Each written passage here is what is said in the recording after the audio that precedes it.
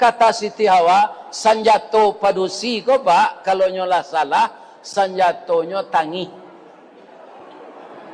Jadi banyak padusi ko menangi ayam mato buayo. Iyo ado ayam mato buayo, indah pak. Apa nan kuliah dulu di Fakultas Peternakan kalau ada, acolah pak cari pelajaran melihat, ndak ada ayam mato buayo. Nan ada tu paluahnya, keringatnya, dek kulitnya tabah, ndak bisa keluar paluh tu di kulitnya, maka lari ke mato.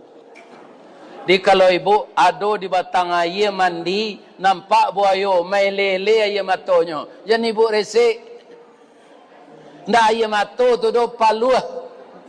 Kalau diresik awaknya seret ke dalam air. Ya kan? Jadi ibu-ibu kok kalau